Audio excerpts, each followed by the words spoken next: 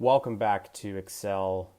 This is a mental evolution podcast, and I'm your host, Dr. Seth Rose. And today is episode 4. We're going to cover all things sleep throughout this podcast as well. I truly believe of the importance of sleep and really how sleep can be our best sport or performance enhancer. Sleep plays a very pivotal role in cognitive functioning, including memory, concentration and focus, how you learn and recall that information. And it can also be used to help recover physically and mentally, how you learn new skills and then the next time you get better at them, or all of the physical benefits such as tissue regrowth and hormones released, and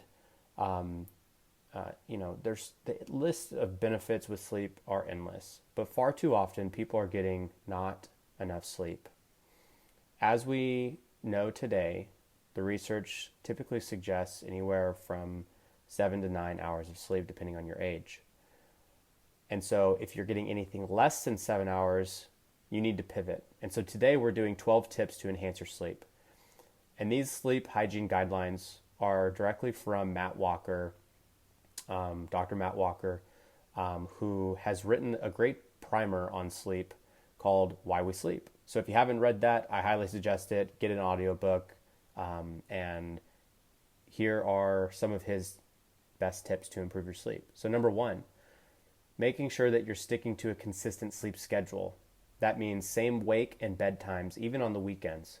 If you're going to sleep in on the weekends to make up for some sleep, try to keep it within 90 minutes. So that way your circadian rhythms kind of are on point when you come back around to the early bits of the week. Number 2, avoiding caffeine and nicotine later in the day. So if you can avoid caffeine I usually recommend after 2 p.m. to kind of cut off caffeine. So that way you have enough time to wind down and the caffeine's still not in your bloodstream. When it comes to alcohol before bed, we know that alcohol disrupts sleep. There will be another episode on that. But if you do choose to drink, make sure you're doing it during dinner. Keep it to the recommended 2 standard drinks, and cutting it off 2 hours at minimum before your bed. Number 4, making sure that you're watching your food intake at night. We know that eating a big portion dinner can typically disrupt our sleep. Number 5, I'm not a doctor or medical provider, but if you are taking medications, avoid medications that are disrupting your sleep. Chat with your medical provider for more on this. I also typically recommend no naps after 3 o'clock. We need to keep our sleep drive up, meaning when we are winding down in the evening, we actually have the need and drive to fall asleep. When you nap in the later part of the day, that need and drive stays pretty low, and that typically keeps you up longer at night. Number 7, try to avoid high intensity workouts, usually about 2 hours to 3 hours before bed. When you do super high intense workouts, the sympathetic nervous system typically stays activated and your heart rate will stay up, and that'll disrupt your sleep. Light to moderate exercise, or hey, try some yoga or mindful stretching. That can help as well. Number 8, develop a shutdown routine. I can't stress this enough, and even next episode we're going to be talking about this. Leave time to unwind. 30 to 60 minutes before bed is best. Number 9, try a bath or a hot shower. This helps kind of kickstart the drop in temperature of your core body temperature. We sleep cooler at night, so that can help with that. Making sure that you're doing that part of that routine, or maybe like an hour before bed.